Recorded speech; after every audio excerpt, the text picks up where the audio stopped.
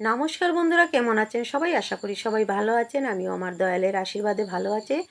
বের হয়ে পড়লাম সকাল 8টার দিকে, সংসারে কাজ সেরে পূজা টুজা সেরে ডিপি ওয়ার্কের কাজে। একটু বাড়ি থেকে দূরে ছিল তাই, আর ওনারা অপেক্ষা করছিলেন আমার বাসার সামনে এসে যে আমি কখন বের হই। আমি বের হওয়ার পর তারপর সব মিলেমিশে গাড়ি করে চলে গেলাম ডিপি ওয়ার্কে, মানে দীক্ষাপত্রের কাজে। এইখানে গিয়ে নামার পর ওই দাদা অপেক্ষা করছিলেন যে যেখানেই যাই দূরে লোকাল এক দুজন না থাকলে চেনা যায় না সবার বাড়ি, তাই ওনাদের সাথে আগে যোগাযোগ হয়ে যায় ফোনে, তারপর ওনারাই নিয়ে যান আমাদেরকে। গেলাম, এখানে যাওয়ার পর এক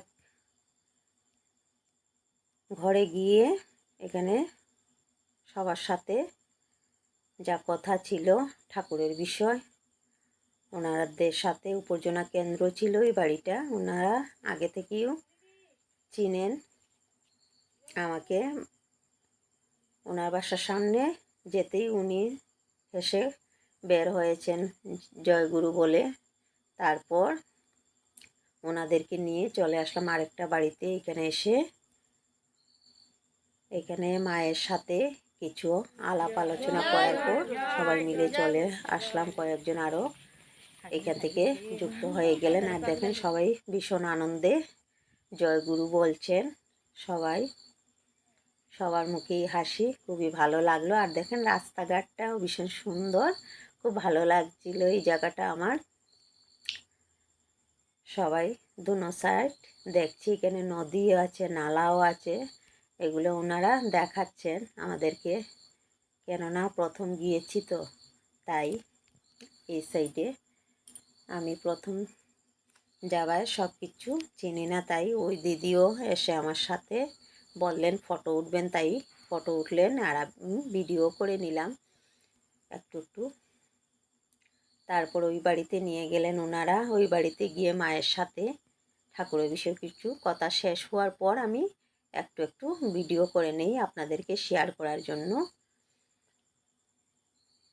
তারপর ওই বাড়িতেও মায়ের সাথে অনেক গল্প হয়েছে, আনন্দ হয়েছে। ঠাকুরের বিষয়ে গল্প শেষ করে, কথা শেষ করে, ডিপি ওয়ার্কের কাজ শেষ করে বের হয়ে পড়লাম সবাই। আর আজকে প্রচুর রৌদ্র ছিল। আস্তে আস্তে সাইডগুলো ক্যামেরায় বন্দি করে নিলাম, কেননা এই জায়গাটা আমার ভীষণ ভালো লেগেছিল। চারপাশে গাছপালা, খুবই ভালো লাগছিল। আর দেখেন মন্দিরও এখানে ছিল একটা, এটাও বন্দি করলাম ক্যামেরায়। তারপর মোটামুটি 4টা বাড়িতে আমরা গিয়েছিলাম। 4টা বাড়িতে দীক্ষাপত্রের কাজ সেরে বাড়ি ফিরলাম। এখানে যেতে যেতে প্রায় আধা ঘন্টা লেগে গেছে রাস্তায়, অনেক দূর। তারপর বাড়ি ফিরে বাড়ির কাজ শেষ করে, রান্নাবান্না শেষ করে সবাইকে খাইয়ে আবার চলে গেলাম মাতৃ সম্মেলনে। এখানে মাতৃ সম্মেলন শেষ হওয়ার পর সামান্য একটু ক্যামেরা বন্দি করলাম।